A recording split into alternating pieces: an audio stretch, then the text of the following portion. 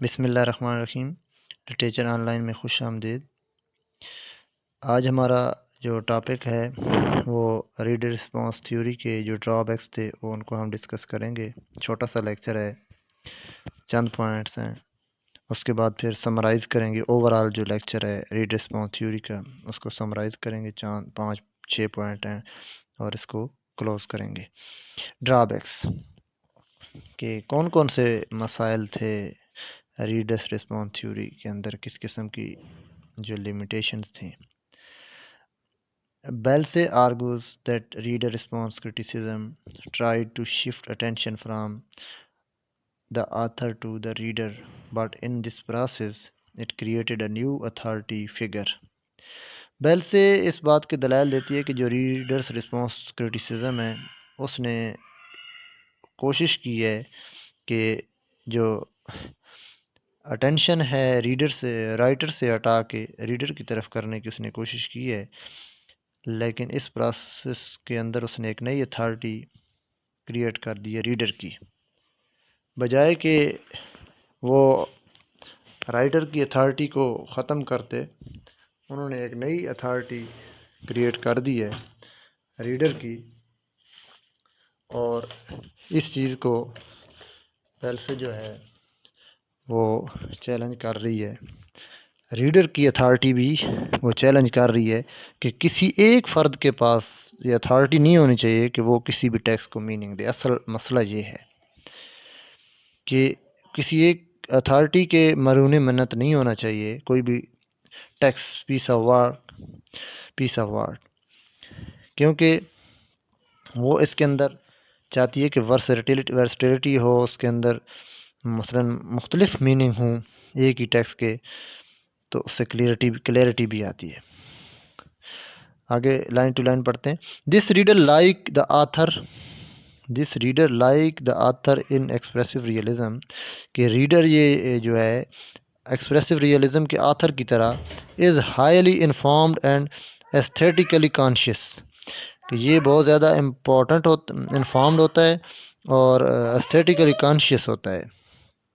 He can interpret a text and give it meaning by himself, कि वो text को interpret भी कर सकता है ख़ुद और उसको मीनिंग भी दे सकता है ख़ुद। This reader can not be wrong, ये रीडर गलत नहीं हो सकता।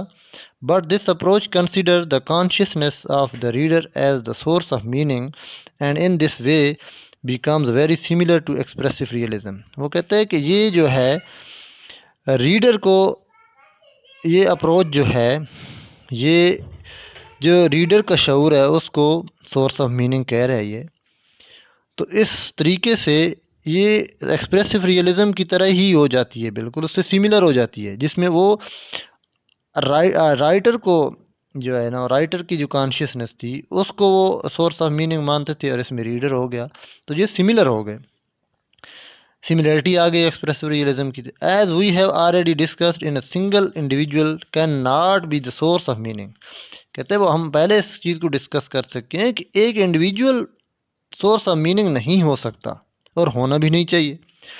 Readers response theory ignores this fact, और रीडर रिस्पॉन्स थ्योरी ने इस जो ये जो इनफैक्ट था इसको उसने इग्नोर किया है कि कोई वो एक बंदा जो है उसके पास वो सोर्स ऑफ मीनिंग नहीं हो सकता। Reader response also claims that different readers would interpret a different text differently according to their own experiences, learning level of maturity and their socio-economic setup. Readers response theory है वो ये इस बात का claim करती है कि जो डिफरेंट रीडर्स हैं, रीडर रिस्पॉन्स थ्योरी करती है, क्लेम कर रही है कि चूंकि डिफरेंट रीडर एक टेक्स्ट को डिफरेंटली इंटरप्रेट करते हैं और वो अपने एक्सपीरियंस उनके डिफरेंट हो सकते हैं, उनकी लर्निंग, उनकी एजुकेशन, उनकी इंटेलेक्चुअलिटी, उनके लेवल ऑफ मेच्योरिटी और उनकी सोशल सेटअप जो है, सोशियो आइडियोलॉजी जो उनकी सोशियोलॉजी है या सोशियो इकोनॉमिक सेटअप जो है वो भी डिफरेंट होता है। At the same time it says that the plausible interpretation of the text, कि कोई भी काबिल तामीर किस्म की जो इंटरप्रिटेशन है टेक्स्ट की, आर वेरी फ्यू, बहुत कम होती हैं। In this sense, it contradicts itself.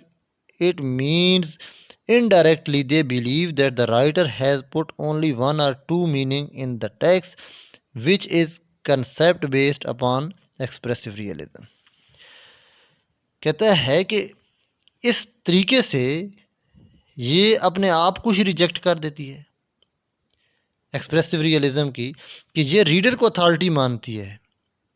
कहती है रीडर के माइंड के अंदर किसी भी टेक्स्ट का मीनिंग है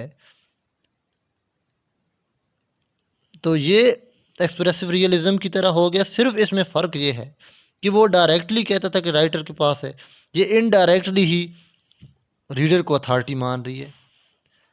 reader response theory, only one or two meaning in the text which is concept based upon expressive realism. The about discussion can be summarize as follow. ये ओवरऑल जो हमारा लेक्चर था इसका रीडर रिस्पॉन्स थ्योरी का, जिस उसको overall दोनों drawbacks और उससे पहले जो हम लेक्चर दे चुके हैं रीडर रिस्पॉन्स थ्योरी का, उसके ये पॉइंट्स हैं। समरी है जिसको मैं वन बाय वन डिस्कस करता हूँ। The reader response criticism emphasize the role of reader rather than author in the construction of meaning. कि जो रीडर रिस्पॉन्स क्रिटिसिज्म है वो रीडर के रोल के ऊपर जोर देता है बजाय कि आथर की जो इंटेंशन है उसको। जिस तरह एक्सप्रेसिव रियलिज्म आथर की इंटेंशन को सोर्स ऑफ मीनिंग कहता है, तो ये रीडर के रिस्पांस को सोर्स ऑफ मीनिंग कह रहा है। Readers interact with the text and their knowledge, emotions and feeling play an important role in the process of interpretation. वो कहता है रीडर का जब टेक्स्ट के साथ इंटरेक्शन होता है तो उसका नॉलेज रीडर का, उसकी इमोशन, उसके एक्सपीरियंसेस, उसके फीलिंग्स बहुत अहम रोल प्ले करते हैं उसके इंटरप्रिटेशन के प्रोसेस में। The reader is affected by stylistic devices used in the text and interpret it accordingly. Stylistic devices जो भी यूज़ की गई हैं उसके अंदर, वो रीडर को डायरेक्टली अफेक्ट करती हैं उसको इंटरप्रेट करते हुए। उसके बाद है psychological experience of the reader also play a very important role in the construction of meaning. इसके अलावा जो रीडर की जो साइकोलॉजी है, उसकी जो साइकी है, वो भी बड़ा अहम रोल प्ले करती है मीनिंग के कंस्ट्रक्शन में। मैं एक एग्जांपल आपको देता हूँ कि एक बंदा किसी करेक्टर को पसंद नहीं करता तो वो जब इंटरप्रेट करेगा तो उस करेक्टर के बारे में अच्छा थोड़ा ही लिखेगा।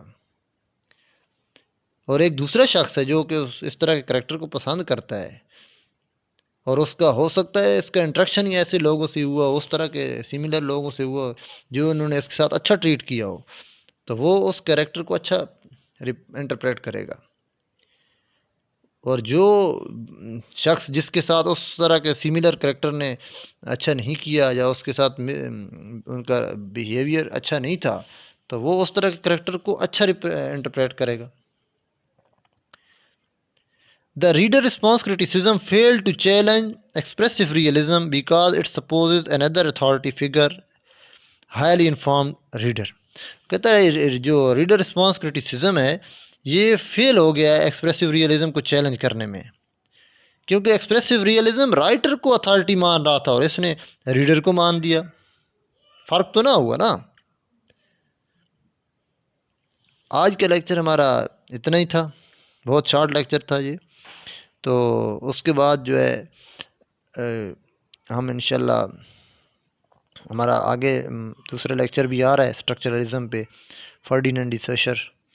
तो इसका one by one critical practice को मैं इंशाल्लाह कंप्लीट करूँगा। इसके जितने भी लेक्चर्स हैं, इसकी बुक को और इसका सेकंड एडिशन जो है उसका भी मैं इंशाल्लाह इसी सीरीज़ में मैं उसके जो सेकंड एडिशन है उसमें कुछ चीज़ें नई हैं, डिटेल्ड वो लेक्चर हैं, तो उनको भी मैं इंशाल्लाह कंप्लीट करूँगा।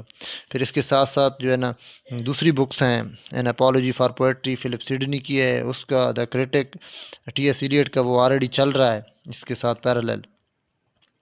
इसके अलावा जो है ना रेमंड विलियम की जो है ना मॉडर्न ट्रेजेडी पोएटिक्स के लेक्चर चल रहे हैं।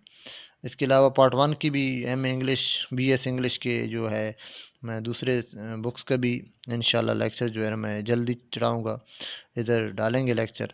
और सारी बुक्स जितनी भी इंग्लिश लिटरेचर की बीएस हो गया या एम इंग्लिश हो गया, इसकी मैं सारे लेक्चर मेरा इंशाल्लाह प्लान है और मैं सारे डालूँगा। पैराडाइज लॉस्ट की पोएट्री जितनी भी है, classical poetry, modern poetry, romantic poetry, poetry की भी डालेंगे। ड्रामास जो हो गए उनकी भी लाइन टू लाइन ट्रांसलेशन इंशाल्लाह करेंगे। तो with the passage of time आपको इंशाल्लाह कंटेंट देंगे सारा। Thank you so much. हमारे चैनल को सब्सक्राइब करें, इनके वीडियोस को शेयर करें, लाइक करें। बहुत शुक्रिया, थैंक यू सो मच।